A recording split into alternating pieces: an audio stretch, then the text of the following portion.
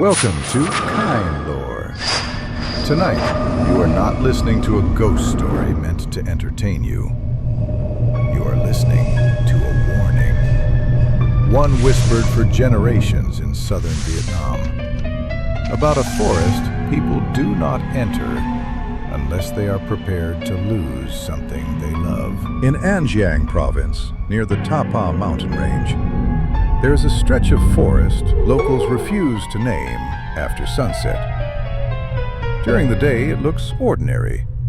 Thin fog clinging to the ground, old trees tangled together, cicadas humming in the heat. But when night falls, the forest changes its behavior. The air grows heavier. Sound does not travel correctly, and voices begin to appear where no people exist. Locals say Ta Pa Forest does not create voices, it keeps them.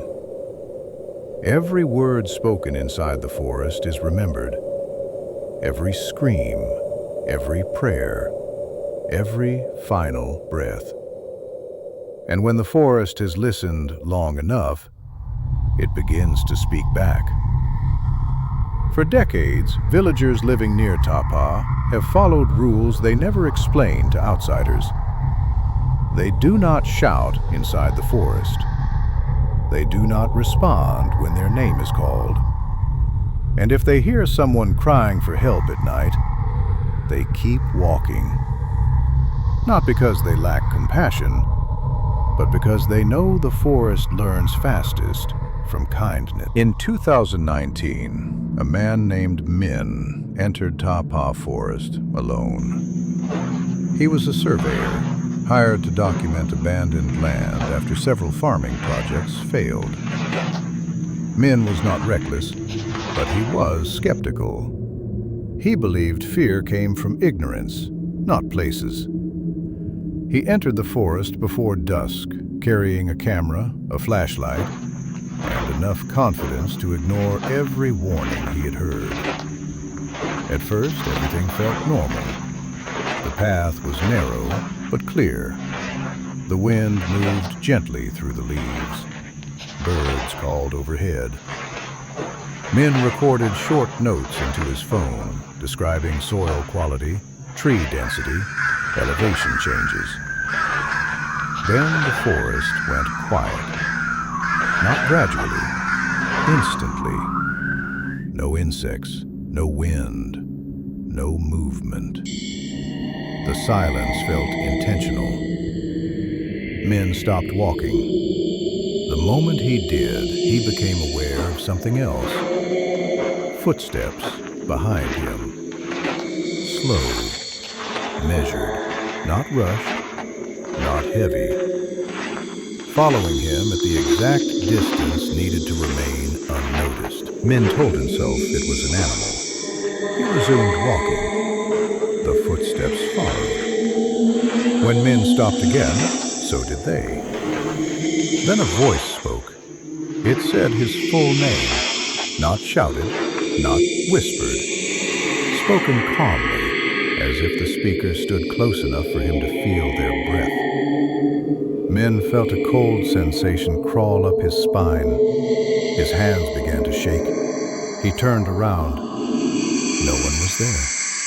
The forest stood perfectly still. Then the voice spoke again, this time from deeper within the trees, asking him why he had come. Min backed away, heart racing. He raised his flashlight, sweeping the beam across the trunks. Shadows stretched unnaturally long. The voice continued, now joined by others. Different tones, different ages. Some sounded curious, others sounded angry. One sounded familiar enough to make Min's chest tighten. It sounded like his mother. She had died 3 years earlier. She spoke gently, telling him he looked tired, telling him he should rest, telling him she had been waiting. Min screamed and ran.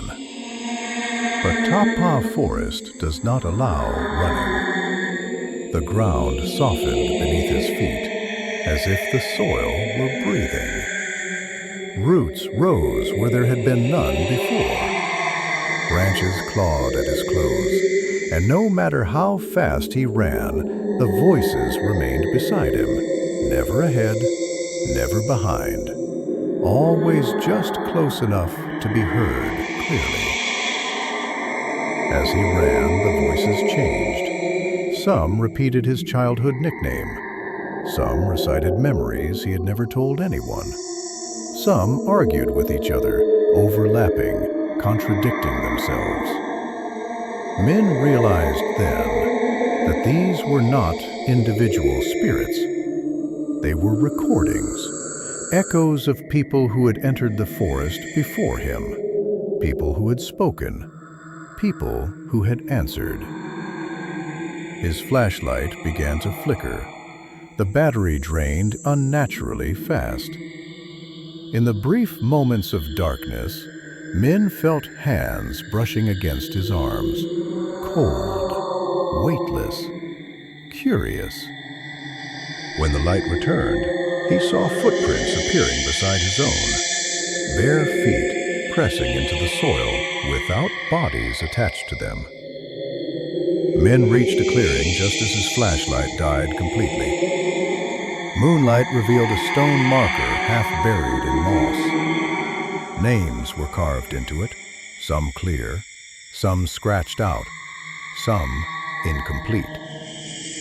That was when the forest spoke with one voice. It asked him to stay. Min was found the next morning near the forest's edge, collapsed and dehydrated, his phone still recording. He survived, but he never spoke again. Doctors found no physical injury. His vocal cords were intact, his lungs were healthy, but he never made another sound. When investigators reviewed the final minutes of his recording, they heard something unsettling. As Min ran, the voices faded, but just before the recording ended, a new sound appeared. Min's own voice, calm, steady, calling someone else by name. To this day, villagers say Tapa Forest still speaks at night. Travelers report hearing familiar voices drifting through the trees, asking simple questions, inviting conversation, begging for help. And locals will tell you this: if the forest speaks to you, do not answer. Because once Tapa learns your voice, it never forgets.